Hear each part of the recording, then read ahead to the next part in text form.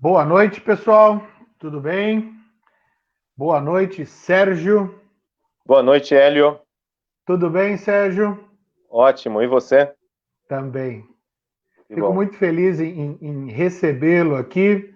É, Estou muito contente de poder trocar essas ideias aqui com você hoje.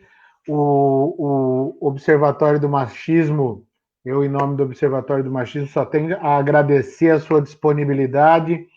Eu sei que você é uma figura aí concorrida, né? Tem muito trabalho sendo feito aí e ter conseguido um tempinho para poder bater um papo com a gente é muito importante. Então eu sou super agradecido a você, tá? Eu que É, agradeço o convite, essa troca, porque eu acho que vai ser uma live muito, muito, muito gostosa de ser feita. eu também acho, e acho que a gente vai poder passear aí por caminhos que vão nos levar a uma reflexão crítica sobre esse fenômeno aí que a gente tenta desnaturalizar, que é a ideia do machismo, e por um ponto que eu acho que é um dos pontos hoje mais delicados que tem na discussão, né? Porque o machismo ele sempre é visto como uma forma sistemática de agressão ao feminino, né? E cujo epicentro aí que a gente, no senso comum, acho que se for identificar, vai surgir a palavra a mulher, né? Então é sempre a mulher o principal alvo da estrutura machista.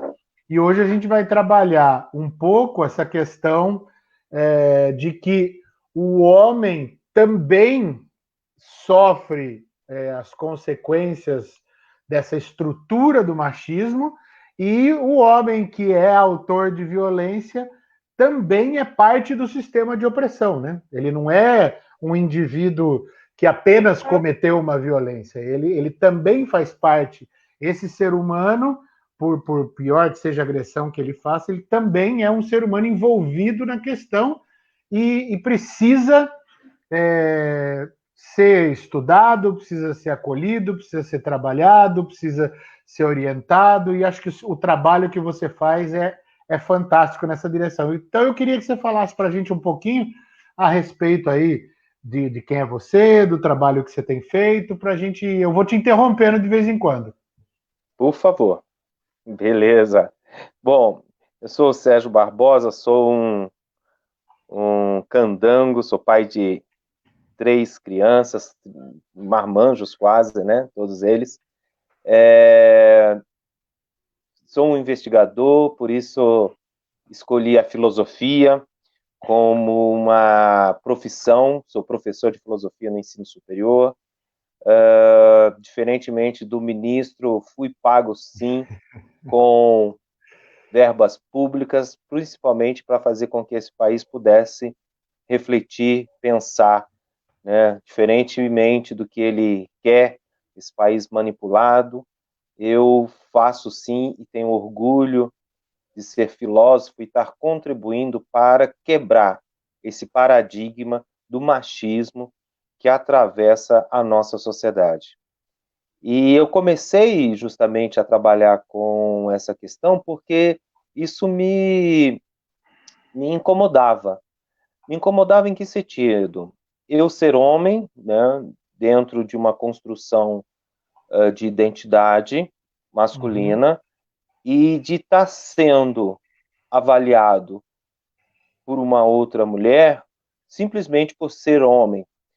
Vamos traduzir isso. Ao andar numa calçada, essa mulher mudava de calçada. Ao entrar no Uhum. elevador, essa mulher saía do elevador. Ao se sentar ao lado dessa mulher, ela se levantava. Então eu falei, peraí, isso não é comigo individualmente. Isso é no coletivo. Então, um outro homem já agrediu, um outro homem já cometeu violência. Então, por que que isso tem que acontecer? E aí eu comecei a perceber que era necessário estudar a questão de gênero dentro de uma lógica, dentro de uma perspectiva relacional. É claro que o Uhum. gênero Uhum. foi e é uma ferramenta muito importante nos estudos das mulheres, no feminismo, mas também não é somente para as mulheres, pois nós sabemos todos que o machismo não atinge somente as mulheres, atinge mulheres e homens. Claro que em graus diferentes, de formas diferentes, mas atinge a todos, desde o momento da preparação para o nascimento, né, antes mesmo, né, da vinda, já existe uma expectativa entre o Aham. masculino homem e o feminino mulher. Essas construções já estão dadas, já estão postas. E eu, como homem, já venho ao mundo diferente de Simone de Beauvoir. A gente não precisa tornar-se, a gente só precisa se apropriar das questões. A gente não tem muito esforço para exercer esses valores na sociedade. Pelo contrário, a gente tem muito esforço de renunciar a esses privilégios, que eu chamo privilégios de dupla face. Na verdade, em um momento é um privilégio, mas também tem uma outra face desse mesmo privilégio que nos leva a um fracasso das nossas, né, aspirações e, com isso, as nossas frustrações. Se a gente se mantiver, se a gente pode olhar assim, qual o privilégio de ser homem na sociedade? Os privilégios são muitos, mas também os custos são muitíssimos, né? A gente precisa se conscientizar disso.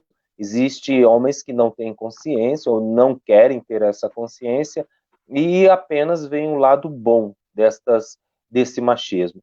Porque, na verdade, o machismo é esse conjunto de privilégios do qual nós nascemos, né? Então a gente já nasceu com uma vantagem muito maior, né? Eu, com certeza, nasci com uma vantagem muito maior do que o da minha irmã, né? Já nasci, né, herdeiro destas coisas que são preparadas para o ser homem.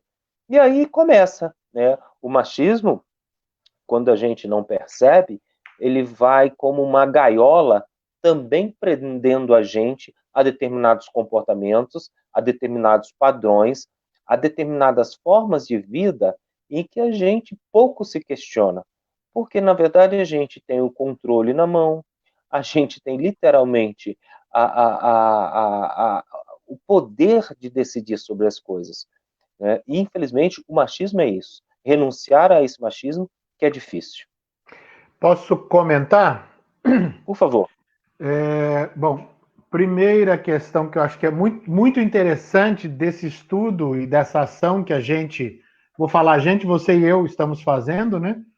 É que, Claro. primeiro, ele não é um objeto de estudos frio e distante da gente. Ele é muito pelo contrário. Nós estamos dentro desse objeto de estudo e esse objeto de estudo está dentro da gente, né? Ele é objetivo-subjetivo. Então, isso transforma a coisa numa questão assim muito interessante. E você falou sobre a perspectiva relacional.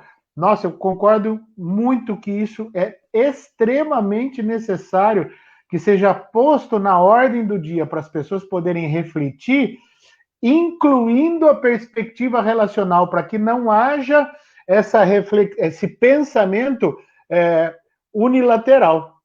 Não existe o homem, existe o homem para a mulher, existe o homem macho para o homem que não é tão macho. E a terceira questão é até uma provocação com você aqui e comigo mesmo, que tudo isso que você falou vale para nós dois, que temos cara de macho. A gente entra num lugar e não sofre preconceito. Um Não. homem que esteja encarnado num corpo masculino, tido como masculino, mas que ele tenha um comportamento, trejeitos ou desejos tidos como feminino, ele também estará sujeito a uma violência diferente, né? Exatamente. E eu estou falando para mim mesmo, né? Eu estou falando Uhum. das minhas experiências. Como foi importante eu parecer um aspecto ogro, assim, né? Porque agora eu tô bonitinho e tal. Mas no dia a dia, né? Quem conhece, como eu abordo, um homem perfeitamente, se eu encosto na fila do ônibus, do metrô, ele começa a conversar comigo e eu percebo que esse universo acadêmico, ou esse universo das ONGs, esse universo, está numa bolha. Aham. Quando eu comecei a trabalhar, e você falou muito bem disso, quando eu comecei a trabalhar com prevenção de AIDS dentro do presídio de Santo Aham. André, da região do ABC, prevenção, Uhum. os homens se identificavam muito comigo, porque eu falava na linguagem que eles entendiam, Uhum. né? Tinha uma certa empatia. O, o momento de virada dessa transformação, como você falava, é que quando eles percebiam que eu ia na onda deles, eu virava o jogo. Eu não Uhum. reforçava, né, o preconceito, o estigma. E aí eles olhavam assim para mim, peraí, mas você está falando assim? Eu falei assim, estou falando assim. Porque essa máscara que a gente aprende a viver, no decorrer do ano, eu aprendi que ela quase fica colada no corpo, quase Aham. cola, como se fosse uma segunda pele. E aí, Sim. quando você toma esse assunto da relacionalidade, a gente, peraí, quem é esse homem? Para mim, quem é esse homem? Para outra pessoa, para a mulher, para o homem, para o meu filho. Então a gente vive nesse processo de identificar e não colar com estas imagens. Tentar Uhum. tirar esse masculino desse machismo, ou esse machismo desse masculino.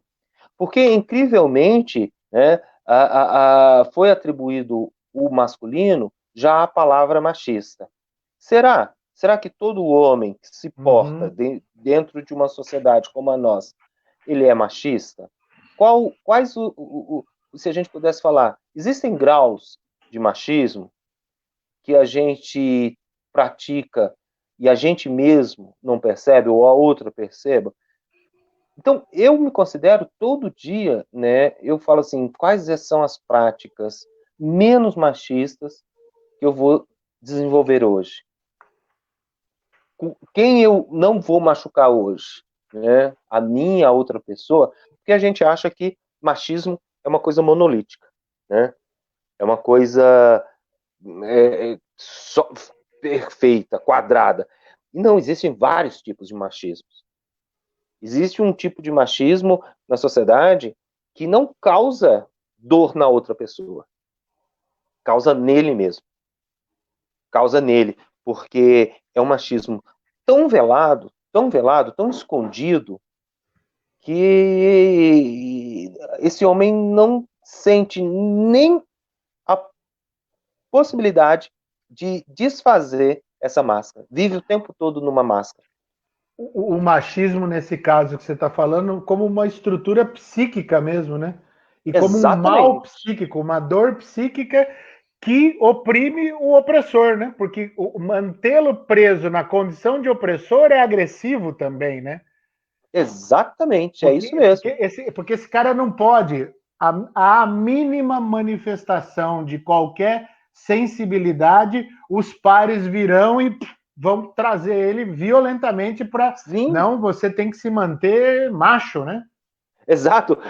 Quando eu fazia uma trilha lá em Brasília, eu chutei uma pedra.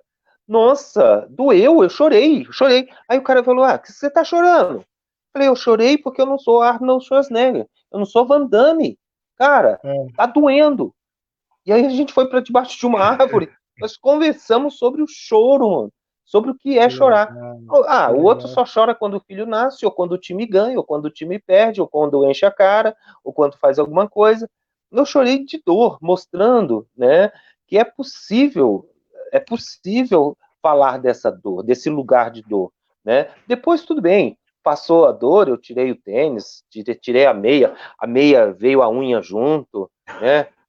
A bagaceira que eu fiz lá, mas a dor principal não era nem da unha, era da coisa de chorar, né? E a gente fica reprimindo essa dor, e aí em algum lugar vai sair, em algum lugar vai estourar isso. Exato, exato. É impossível jogar lá para dentro. Eu uso sempre a metáfora do peixe, né? Se você pega um peixe e quer esconder o peixe, você põe o peixe embaixo da cama e tá tudo bem. É. Mas em breve esse peixe vai feder, né? E aí a Sim, coisa sim. vai pegar. Então, eu acho hoje acho que a gente vai dedicar essa conversa a isso, né? Dedicar essa conversa a nós homens mesmo, porque Uhum. eu tenho defendido. Você falou sobre machismo, né? A gente nas nossas conversas anteriores aqui para poder fazer a live, a gente conversou muito a respeito de uma série de questões e eu lembro de ter falado para você da minha obsessão com as palavras, né? Eu gosto de estudar as Ótimo. palavras, etc. E me veio eu sempre tenho uma questão que eu tento trabalhar com as pessoas, que é assim: ah, mas você é machista, Hélio, né? A pessoa me pergunta: você é machista? A brincadeira que eu faço com as pessoas, porque eu estou sempre no movimento de tentar fazer as pessoas pensarem, eu vou pedir para você, e antes de eu responder se eu sou machista ou não, você me explicar o que significa ser machista. Porque é aquela história, né? Precisamos de ética. Ah, por gentileza, o que é ética? Ah, não sei. Daí o cara fala que ética é moral, ele fala que É, ética é bons costumes, ele fala que ética é honestidade. Então, as pessoas desconhecem o significado das palavras. Eu pensando aqui, tentando fazer uma das perspectivas de explicar o que significa uma ação, ou uma ação, uma postura, um pensamento machista, eu estipulei para mim uma resposta inicial que é a seguinte: é machista, é só inicial, tá? E eu tô pondo a prova com você aqui, eu quero que você bata nela. Se precisar bater, bate na unha dela aí para sair. É machista o pensamento ou ação que cria uma hierarquização entre o masculino e o feminino. Veja que eu não disse homem nem mulher, né? entendi. Porque chorar é feminino e quando um homem chora, ele está tendo uma postura feminina, então não é homem e mulher, né? Uhum. Então todo pensamento, ação que cria uma hierarquia, masculino como superior, feminino como inferior. Tudo que não for híbrido, né, masculino feminino, nesse jogo imenso que a gente tem hoje, é considerado aberrativo. E aí eu passo a criar uma série de prisões, de estereótipos, de comportamentos. Então, você sabe que homem é tudo assim, você sabe que mulher é tudo assim, mas é de novo relacional, porque ele cria uma hierarquia, colocando o masculino como superior ao feminino. E a partir daí É, desdobra uma série de violências, né? é isso mesmo. O machismo é o terreno fértil para as várias violências. Porque o machismo, ele precisa da desqualificação. Desqualificação, principalmente nessa grade que você desenhou aí. Então, você tem aqui, né, vários... Né, peraí, isso aqui se aproxima do feminino?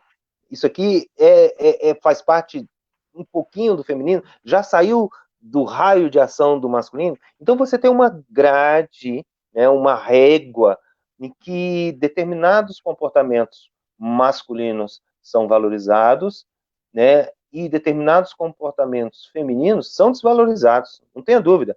A criança aprende isso, né, na Uhum. família, em casa, na igreja, na religião e Uhum. no esporte, na mídia. Então, quando essa pedagogia, né, vamos dizer assim, infelizmente, existe essa forma de educar para o masculino e para o feminino, existe também um terreno muito fértil para a violência. Porque a primeira violência que esse homem vai cometer não é nem contra a mulher. Não é nem contra a mulher. É contra ele mesmo. É contra esse mesmo homem que fala assim: eu não posso me aproximar disso, então eu vou anular isso em mim. O Boa. afeto, o carinho, o sentimento. Eu vou anular como? Me embrutecendo, sendo uma pessoa rígida, intolerante, não aceitando a diferença. O machismo, ele causa essas reações. Ele não aceita a alteridade. Aquilo que for diferente do meu código está prescrito. Aquilo que for diferente da minha realidade enquanto homem, eu até aceito. O machismo, ele aceita, ele não bate de frente. Porque o machismo, ele é uma coisa sedutora. Qual mulher não gosta de um homem viril? Qual mulher... E aí a gente vai tendo uma construção também do machismo nas mulheres. Ou influenciada por essa educação, né, no feminino, né, uma educação voltada para o homem que decide, né? É uma coisa bem complicada e que eu não quero entrar na questão da culpa e da vítima. Mas eu quero estabelecer que o machismo, ele estrutura uma sociedade hierárquica. Ele estrutura uma sociedade de valores. Quanto mais viril eu me mostrar, primeiro para mim, para o outro homem e depois para a mulher, mais eu sou considerado na sociedade. E isso é muito, muito ideologicamente, né, representado em todas as classes sociais. Em todas as classes sociais. Esse aspecto do machismo como uma forma de hierarquizar o masculino e o feminino. Nossa, perfeito. Deixa eu colocar um comentário da Isabel aqui. Eu vou colocando de vez em quando alguns comentários. Que era o que a gente estava falando, que você falou sobre o reter, né? A primeira violência do homem machista não é contra uma mulher, mas é contra ele mesmo. E aí ela comenta, né? Se não sai de um jeito, sai do outro. Por isso as doenças psicossomáticas, que são a primeira reação no próprio corpo daquele homem, e depois a violência a exterior, né? A que vai em direção a outros objetos. Exatamente. Mas a doença psicossomática é a primeira violência contra ele, né? Sim, não tenho dúvida. Quantos homens aí com problemas de pressão arterial, acidente vascular, depressão. Existe muita, muita doença, muita, né? Na nossa sociedade, e o jeito que se cuida das doenças é apenas um verniz. Não se vai lá embaixo, né? Não se vai lá nos fundamentos dessas doenças. Nós temos, parece que, um hábito social de não ir a fundo, né? A gente evita, foge de tudo. Queria comentar uma outra coisa com você. Sim. Eu tenho feito um estudo teórico a respeito do machismo, tentando também trazer elementos teóricos dialogando, porque eu faço assim, você fez um comentário sobre a academia que eu corroboro ele 101% do que você falou, que às vezes a academia fica dentro de um feudo, né? Então fica lá uma discussão teórica que não sai daquilo. Eu acho que tem que haver o diálogo. Mas eu quero te contar uma curiosidade que eu imagino que você deva saber, mas o pessoal aí que está assistindo, né? Eu gosto muito, que eu tinha falado que tem uma obsessão com as palavras, eu gosto de fazer os meus estudos etimológicos. Ótimo. E virilidade e virtude, ambas, etimologicamente, vêm de um mesmo radical, que é o vir. E o vir, né? O vir como radical do homem viril, né? Esse radical me levou a pensar o seguinte: quando você analisa, a primeira palavra que eu analisei foi a palavra virtude. Quando você analisa a palavra virtude, o primeiro significado etimológico da palavra virtude significa força física. Força física está associado à virilidade. Então eu tentei traçar o seguinte, que para exemplificar isso que você falou da hierarquia, né? Eu imaginei que que o machismo, eu também gosto das imagens da astronomia, né? Então eu imaginei que o machismo fosse o centro, tivesse um centro, um núcleo duro, tá? Como na Terra tem o núcleo que é quente, tem o centro, o núcleo duro do machismo. O núcleo duro do machismo é virilidade igual virtude. Ali está a máxima afirmação do homem, do viril, do potente, do provedor, da hombridade, etc. Numa associação entre aspectos físicos, do viril enquanto potência sexual, associado à questão da virtude enquanto a pleura aí dos valores morais. E aí, conforme nós vamos nos afastando, vai se dando essa hierarquização. Quando eu me afasto do núcleo duro, que é o núcleo quente, vai perdendo essa potência do viril e vai surgindo o quê? O feminino. O feminino declarado na nossa sociedade como ausência do valor masculino. Então, sim, o feminino se dá como falta do masculino. Ausência. Mesma coisa, né? Os estudos na Idade Média mostravam bem essa ideia dos médicos, sempre dos médicos, né? Porque eram médicos, homens, que havia o pênis e que a vagina era um pênis voltado para dentro. Sim. Então, daí eu comecei a fazer um desdobramento, isso tem funcionado por enquanto muito bem, que assim, todo um movimento que me coloca num sentido de para fora de atividade, eu consigo fazer uma leitura, uma interpretação desse movimento como masculino. E todo movimento que é para dentro, receptivo, eu tenho conseguido lê-lo como feminino. E aí eu vou comentando isso que eu falei com você ao longo do tempo. Muito bom. Tem uma questão eu gostaria aqui de depois. também colocar Claro. uma questão nessa.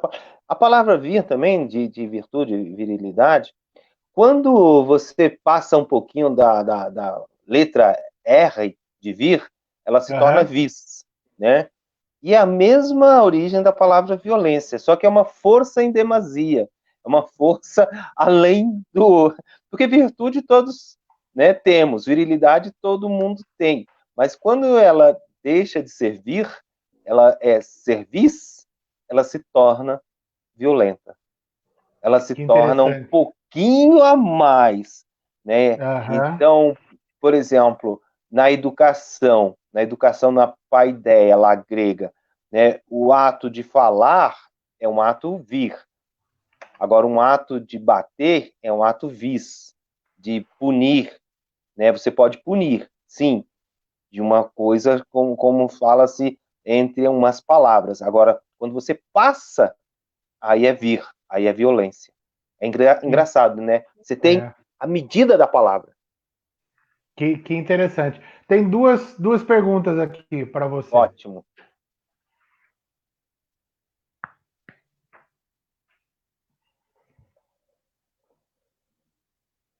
Ah, beleza. Não fui eu que disse. Eu disse, a sociedade diz, né? Qual é a mulher que não gosta de um homem viril? Como que a mulher vai casar com um banana, né? No sentido assim, eu estou colocando na discussão essa... Eu não concordo também, não. Eu estou colocando na condição que o machismo produz essa fala, né? Qual a mulher que gosta de um homem banana? Eu estou justamente questionando, né? Eu não estou afirmando, não.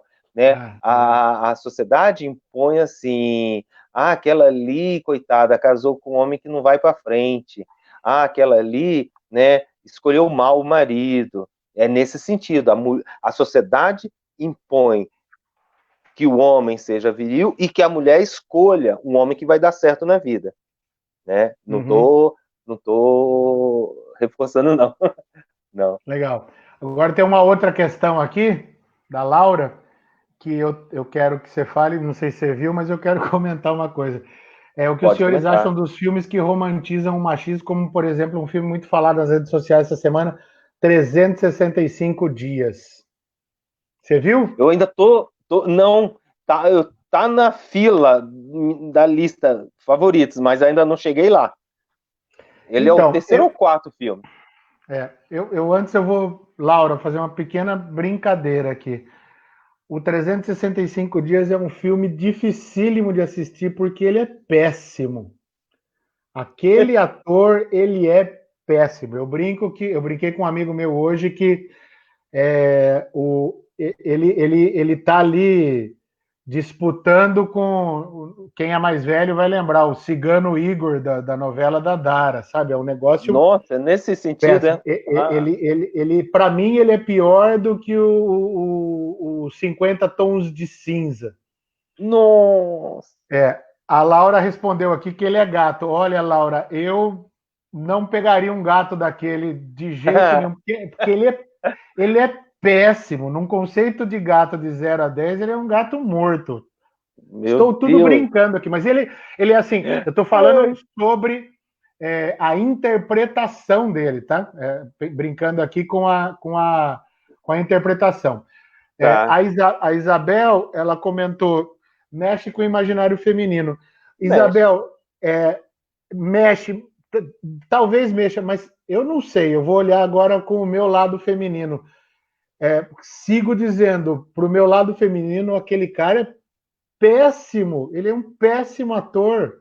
Eu não sei, assim, eu não consegui tirar nada dali dele.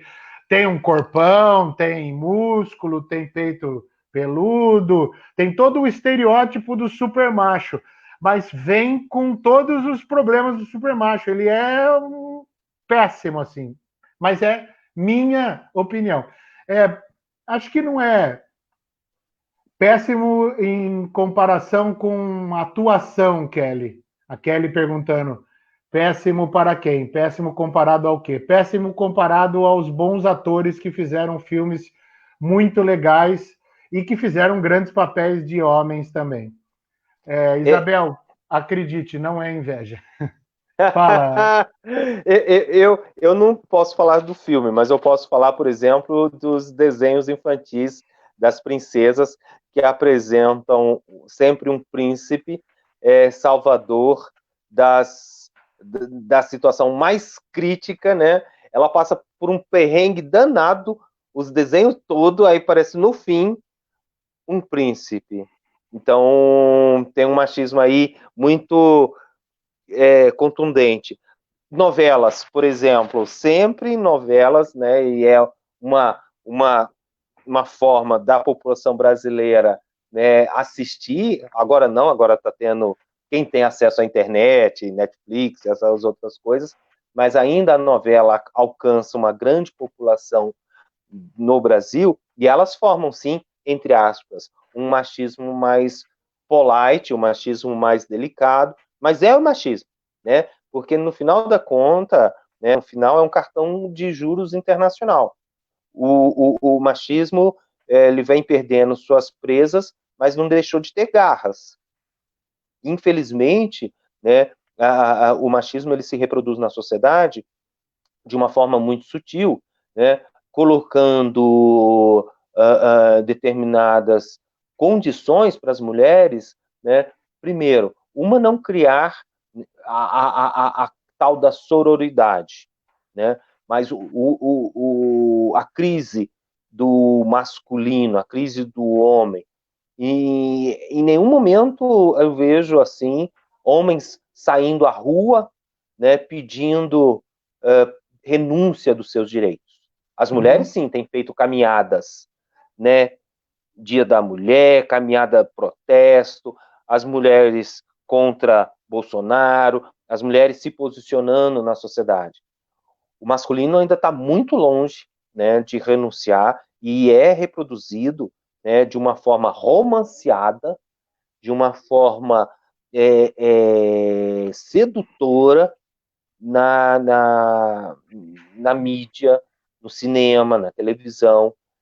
Infelizmente é isso. Não vi ainda o filme 365 ou 365, mas irei assistir para eu também ter as minhas, né, opiniões. Boa sorte, viu? Porque até eu estou aqui no chat seguindo as respostas para o pessoal. Entendam, pessoas, a minha crítica é quanto à qualidade da interpretação do filme. Eu não sei se você vai se lembrar do Proposta Indecente. Com a Demi Moore? É isso. Isso, pronto. Então, Ok. aquele filme tem a mesma temática. E aquele filme traz no elenco dele gente. Então você pega esse cidadão aí que alguém pegou aí, sei lá onde, para interpretar esse papel. E você está discutindo, comparando ele com Robert Redford, que é o cara que faz o filme, né? Fica complicado, né? Mas eu tô exatamente falando no sentido da qualidade da interpretação. O pessoal ficou Ok. meio bravo aqui, mas era só brincando Olha que aqui. live boa, segunda-feira, a gente Já aquecendo aí a semana. polêmica. Eu acho que a gente pode fazer uma live de sucesso, embora daí eu teria que gastar 2 horas da minha vida, sobre o 365, né? Aí vai bombar. É, porque olha, vai. Se a Isabel falou, né? Lá mexe com O o imaginário instinto feminino. imaginário feminino, mexe mesmo. Até essa mexida, não sei quem foi o diretor desse filme, não sei quem, né, escreveu o roteiro. Será que foi uma mulher? Eu vi outro dia filme pornô escrito por mulher, né? Dirigido Uhum. por mulher. Rapaz, eu falei, é assim, é diferente, né? A pegada é outra pegada, outro lugar. Mesmo pornô, mesmo com esse apelo, é outra situação. Achei interessante aquilo, né? Porque É, desloca do machismo, traz uma outra coisa, né? E um outro valor. Eu vou começar a ler sobre isso, né? você sabe que pornografia é um assunto que me chama muito a atenção, porque assim, a pornografia hegemônica, né? Vamos tentar adjetivar de algum jeito aqui para a gente poder Ok. falar, porque você falou da pornografia feita por uma mulher. Existe uma diretora de cinema pornô que se chama Erika Lust. Eu vi um TED com ela. Qual é a crítica que ela faz? A crítica que a Erika Lust faz é a seguinte: qual é a, a sequência de um filme pornô? Né? Existe um cara, de repente aparece uma ou duas mulheres, ou três mulheres, elas se beijam, elas beijam ele já está lá completamente armado para fazer o sexo parece uma luta de MMA, e é assim, o filme, praticamente de maneira invariável, termina quando ele goza. Uhum. E a mulher a atriz faz aquela cara de, bom, estou satisfeitíssima porque ele Uhum. gozou.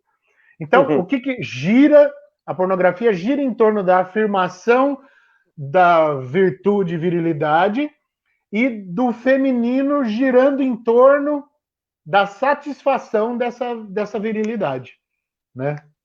É. Então, é muito interessante. Tem alguns outros comentários aqui. Oba!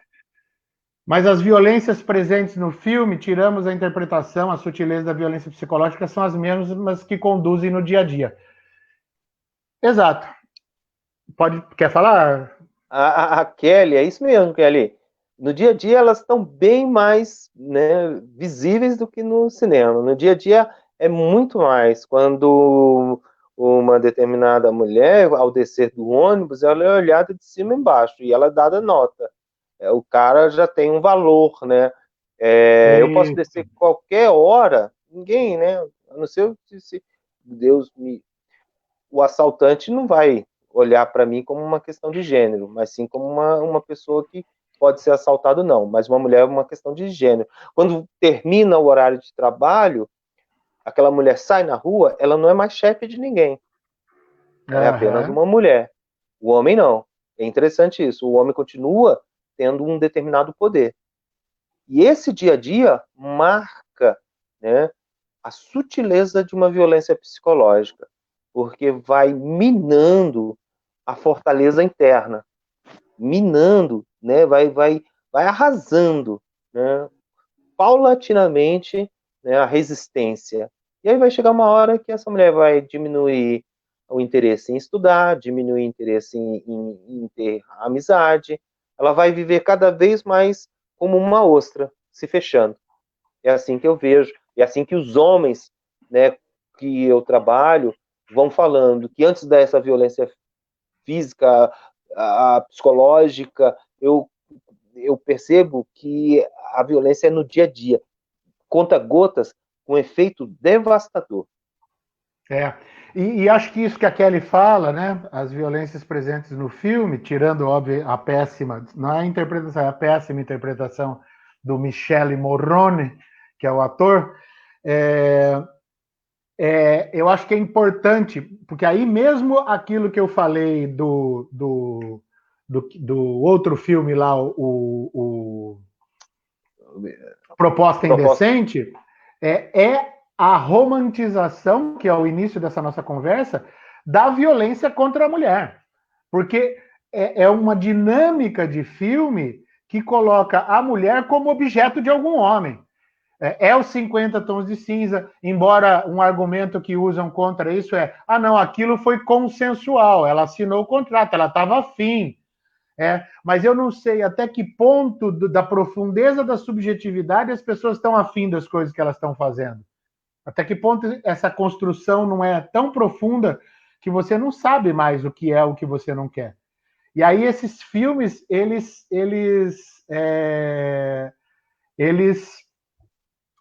vão justamente naturalizar, e acho que mais do que isso, para completar o comentário da Kelly que fala, para a gente não ficar falando sobre a interpretação, eles glamorizam a violência. Sim. Eu ouvi uma vez, Kelly, uma pessoa falar um comentário assim: homem bateu na mulher, é pobre, é Maria da Penha. Homem bateu na mulher, é rico, é 50 tons de cinza. O que essa frase, para mim, ela trouxe? Trouxe o sentido de falar, olha, há um processo de glamourização da violência contra a mulher. Inclusive, vai até na direção daquela pergunta, mas essa própria violência glamourizada não vai atiçar o instinto da mulher? Mas estamos falando de violência. Então é Uhum. importantíssima essa discussão. Sim, sim, sim. O efeito mais devastador do machismo é o próprio homem não reconhecer que é machista. Não sou machista, né? Eu faço tudo em casa, eu divido, eu faço as atividades em casa, mas pergunta se ele abre mão de algum privilégio. Uhum. Pergunta se ele abre mão ou se ele discute com algum amigo, né, algumas questões, como, por exemplo, a questão da sexualidade. Se ele Uhum. discute o afeto, se ele discute as relações de poder que se estabelecem no ambiente de trabalho, no ambiente de lar, de família. Então, não. Porque o machismo é, antes de tudo, uma coação. Coação, né, pode ser sexual. Veja o número de estupros maritais. Estupro no casamento. É muito grande. Muito grande. Né? A condição de ser mulher num casamento, muitas vezes, é uma condição de submissão. Né? É uma condição que a mulher ela vai paulatinamente assumindo um papel secundário. Né? O machismo estabelece relações ou processos de heterossexualização, onde o heterossexual branco, cristão, né, de tudo isso aí que a gente está vendo, né, é um marco definidor do meu comportamento. Então, esse homem alfa, né, ele acaba por contaminar as relações. E essas relações, sim, essas relações se tornam tóxicas. Essas relações, elas acabam, né, prejudicando, né, a vida dessas pessoas. Exato. Eu achei muito interessante essa frase que você falou, o machismo é, antes de tudo, uma coação, porque ele é realmente uma estrutura, e aí eu gostaria até de seguir a partir disso que você falou para tentar trazer outros elementos para a gente continuar conversando, que é o seguinte, uh, você falou que não dá para a gente entrar com muita profundidade na questão da culpa, né? Mas porque a culpa está muito ligada à questão das religiões. Mas eu também percebo, e isso é uma coisa que precisa vir à tona de uma maneira muito clara, contra o feminino novamente, né? Sempre. E assim, é contra o feminino porque quando a violência é contra o homem, é contra tudo que há de feminino no homem, né? Sim, Qualquer manifestação feminina no homem, aquele homem vai ser punido. Mas é assim, né? É um sistema de coação contra a mulher que tenta coagir de todas as direções. Então, eu vou dar um exemplo aqui. A mulher optou por não ter filhos para poder trabalhar. Ela é egoísta, não quis ser mãe, não quer isso, não gosta de criança, etc. A mulher optou ter filhos e não foi trabalhar. Porque ela não quer trabalhar, porque ela isso, porque ela aquilo. Ela optou por. Você entende?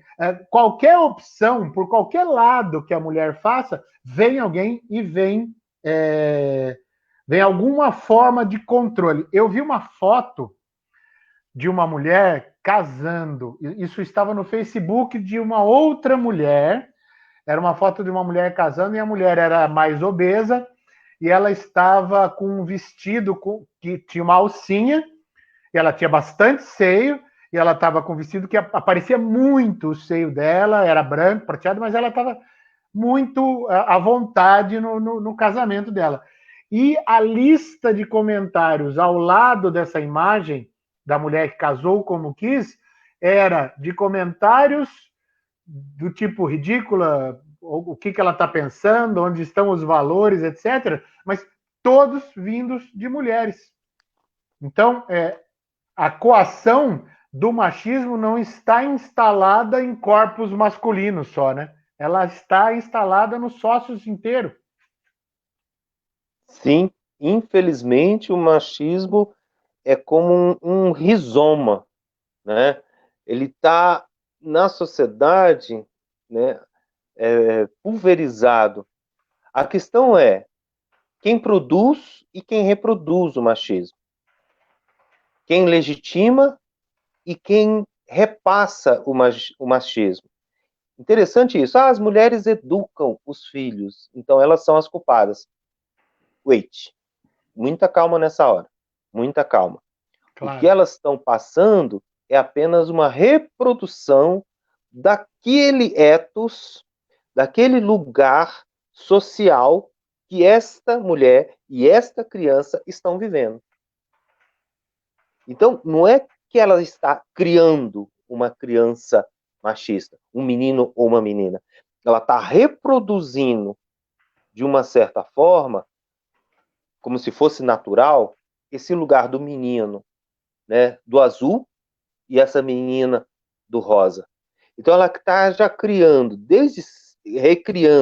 desde cedo, as mesmas questões, né, que vão passar por uma educação, assim como o Daniel na chamada Na Casa dos Homens. Onde somos educados? Onde somos educados para a violência? E aí, onde somos educados para a violência significa homens e mulheres. Os homens Uhum. como autores de violência e as mulheres como vítimas dessa violência.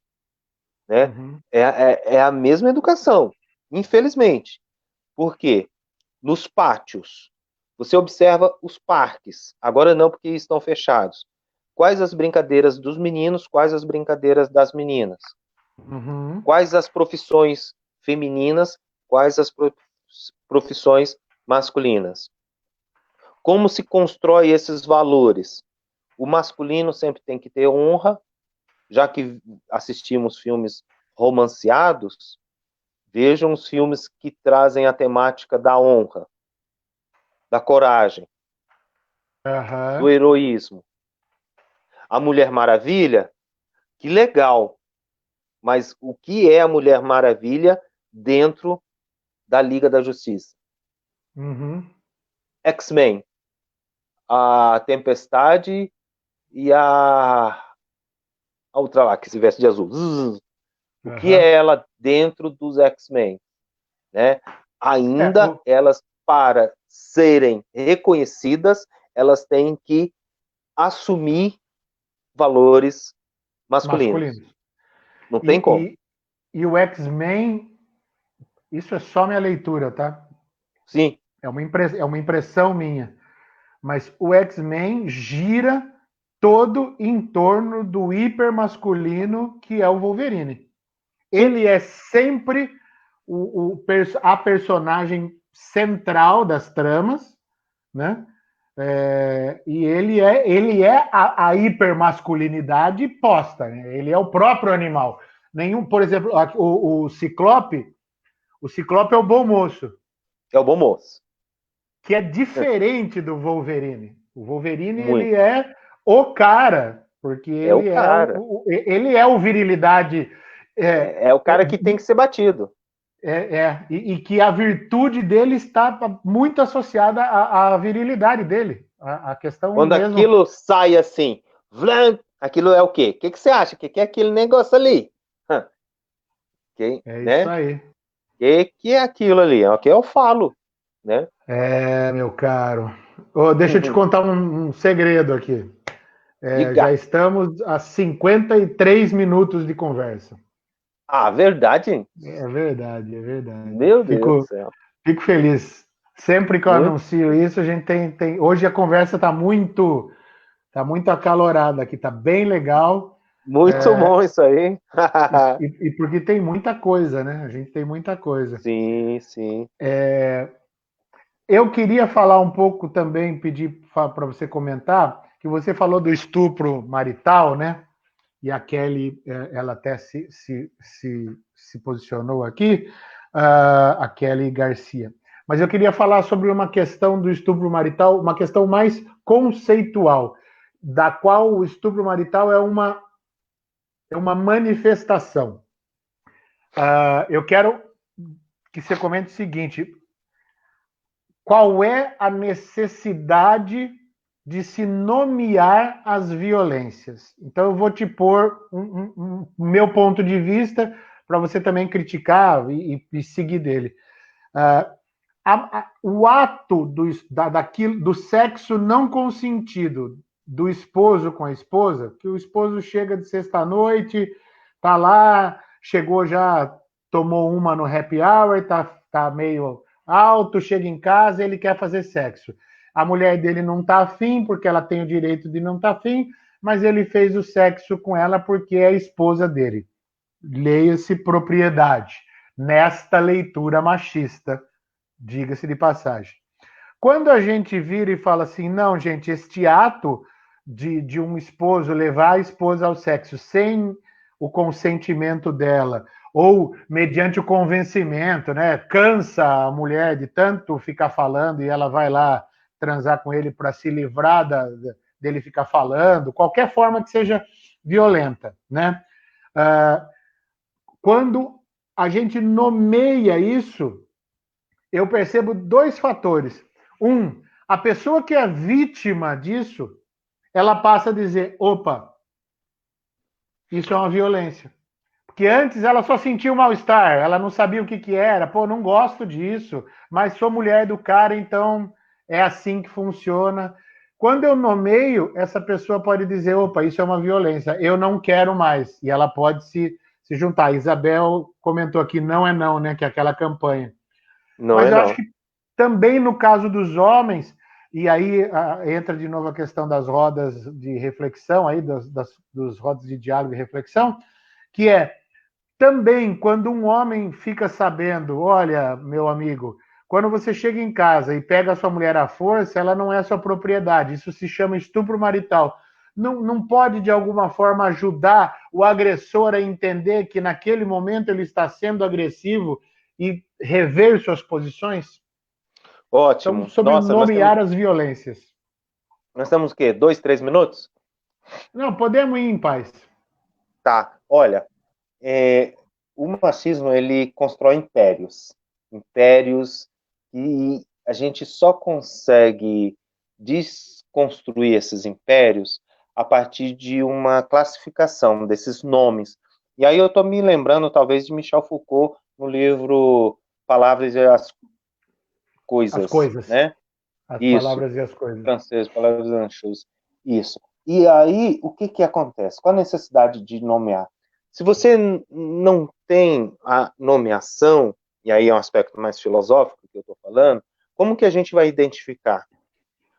Como que a gente vai criar uma estratégia para esse homem que tem esse costume, né? Não só a mulher, mas a criança, a pedofilia, né? A um incesto, a essas questões que, por exemplo, outro dia chegou a casa, falei, mas eu casei com mulher para ter mulher. No grupo ele falou isso. E para ele, que ele veio do sul do Paraná, divisa com Santa Catarina, né? Ele falou, mas é normal isso lá, a gente tem que ter sexo, não um negócio. Eu acho que, seguinte, quando a gente provoca uma reflexão em cima dessas tipos de violência psicológica, sexual, né, estupro marital, a gente está dialogando, né, com as várias práticas sociais. Se está criminalizando, é outra questão. Eu acho que, dentro de uma objetividade não pragmática, né, de uma objetividade onde você cria apenas uma forma de visualizar a violência, já é um passo para a superação dela. Quando você fala não é não, né, o cara. Eu fiz uma oficina antes do carnaval sobre justamente isso. Ela não disse não de verdade, ela disse um não. É porque eu não dei uma cantada séria. E aí a gente coloca essa classificação, né, dentro de um processo, assim, falando, a gente precisa classificar, porque dessa forma a gente estabelece estratégias, a gente provoca mudanças, quebras de paradigmas, senão fica tudo muito. É claro que o cara que cometeu violência patrimonial, violência física, violência sexual, ele já passou por todas as violências, mas a gente só nomeia para ter um meio de falar para esse homem que pratica esse machismo, porque ele não sabe se não pressionar. Por exemplo, eu falo para cada homem que esse dado no Brasil ele é real. Aí o cara fala, não, eu não vejo assim, Sérgio. Aí o tanto de mulher andando aí, nenhuma sofreu violência. Eu ando de metrô e não vejo as mulheres sofrendo violência. Para eles não existe, parece uma coisa abstrata. Uhum. Parece uma abstração mesmo a violência. Mas quando eu trago para o dia a dia, para o corpo dele, para brincadeiras que a gente faz, e a Kelly já assistiu um grupo nosso lá reflexivo, ela entende que o cara precisa desse corpo, precisa dessa proximidade, porque senão a violência fica muito abstrata. Quando trata, a cada 2 minutos, eles não vão entender. A gente traz para o corpo, e é isso que a gente faz. O grupo reflexivo não é só trabalhar o racional, é o emocional, é o corpo, é o toque, é o entender. E esses homens aprendem a tocar neles e nos outros homens também. Que legal. Só de aprender a tocar num outro homem, isso deve ser de uma ruptura Nossa. com a profundeza do machismo, né?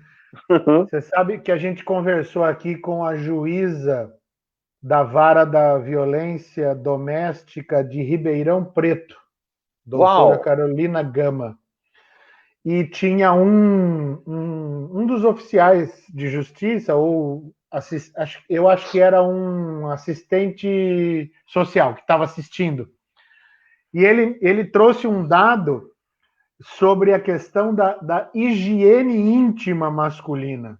Putz! Nem a higiene, meu amigo, nem a higiene é feita, porque se você tem muita higiene, é coisa de viado, né? Foi o que o cara falou na hora lá no comentário. E aí ele falou de um dado que eu também não tinha, que era assim, o assustador número de amputações penianas Sim, por conta de má higiene.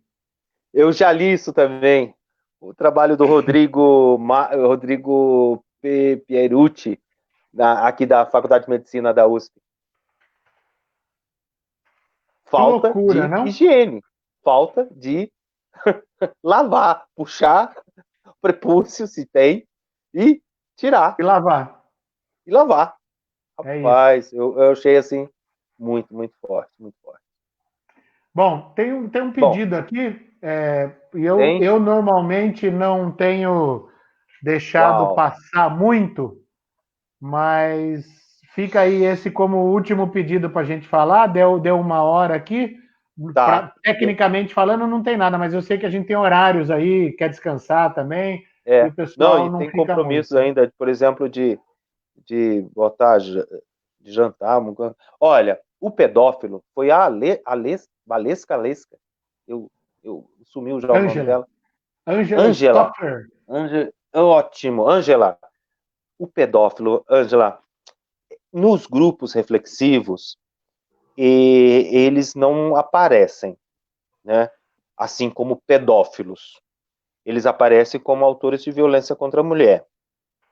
Mas o que a gente vem descobrindo, né? Eles estão lá por causa da Lei Maria da Penha, que cometeram violência. Mas conte aí suas práticas. Quando é que você iniciou a sua vida sexual? Eu comecei minha vida sexual quando eu tinha 16, 15 anos, e a idade da menina, 12, 13. Aí até explicar para ele, né, que ter, né, uma relação sexual no Brasil com uma criança, com uma mulher, no caso, antes dos 14 anos é pedofilia, é muito interessante, porque passa por aquela questão sociocultural. Ela não falou nada. Ela quis, ela aceitou. E, geralmente, a construção desses homens, eles não estão lá pela pedofilia, entenda. Eles estão lá Aham. porque bateram numa mulher, né, na fase adulta. Mas a gente fazendo a anamnese de quando começou a vida sexual deles, geralmente foi com uma jovem, muito jovem, mas isso não é para ele uma prática de pedofilia. Eu não tenho trabalhado com homens adultos que praticam pedofilia. Então, eu preciso estudar mais isso. É uma coisa bem difícil para mim, mas que estou buscando estudo. Ok, Ângelo? É, legal, obrigado.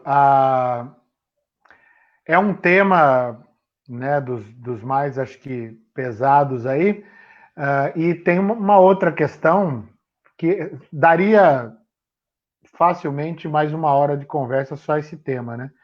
Que é a Sim, questão da relação de poder e que voltamos à hierarquia, né?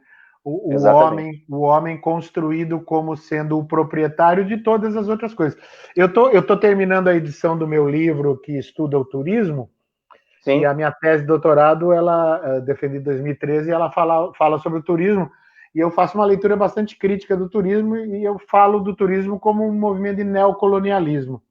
uau, E no movimento do colonialismo, né, só para voltar até a pedofilia, que dá para ler pelo colonialismo, é quando a gente fecha uma determinada propriedade, cerca e estabelece o pátrio poder, né, o pátrio família, ele é o dono de tudo. Então, tudo ali, a grama, o IP, a vaca, a mulher, a criança, o rio, tudo é dele. Então, criou-se na civilização brasileira a ideia de que o homem é o dono da mulher, que o homem é o dono da criança, que o homem é o dono de tudo. O homem, homem mesmo, né? Não, aí sim é a figura do homem masculino. Do homem mesmo, do macho. Do macho man. Muito bem. Muito bom. Meu caro, muitíssimo obrigado. Pessoas que estão assistindo, muitíssimo obrigado. Hoje teve uma participação muito legal de vocês. Quero te agradecer, Sérgio. Espero que a gente possa se encontrar mais vezes e sigamos aí nessa luta aí, que é esse trabalho nosso aí que a gente escolheu, né? Que é uma coisa que, putz, para mim tem um sentido gigante trabalhar com essas questões e poder me unir aí a pessoas com a sua trajetória é uma questão de grande alegria. Então, se quiser falar sua última mensagem aí. Eu que agradeço muito, Hélio, essa experiência e te convido, né, a entrar no site Justiceiros lá, que a gente acabou de lançar, né, também fazer parte da equipe. Eu te convido a dar também esse apoio a homens que estão procurando. É muito interessante que há uma leve e tímida, né, iniciativa que homens já não estão tão confortáveis nessa situação. Então, a gente está começando a perceber que a água está batendo já, né, e precisamos fazer alguma coisa. Então, no Justiceiros, que está no site Justiça de Saia, é um grupo de homens profissionais de diversos setores aqui em São Paulo, e aí eu estendo o convite ao Hélio, para que a gente possa discutir vários temas, masculinidades, paternidades, sexualidades, multidisciplinaridades, para que a gente possa, enfim, chegar a diminuir essa grande questão na sociedade brasileira. Muito obrigado. É isso aí, né? E um abração a todas que participaram aqui, a todas as pessoas. Legal. Sérgio, brigadão. Brigadão.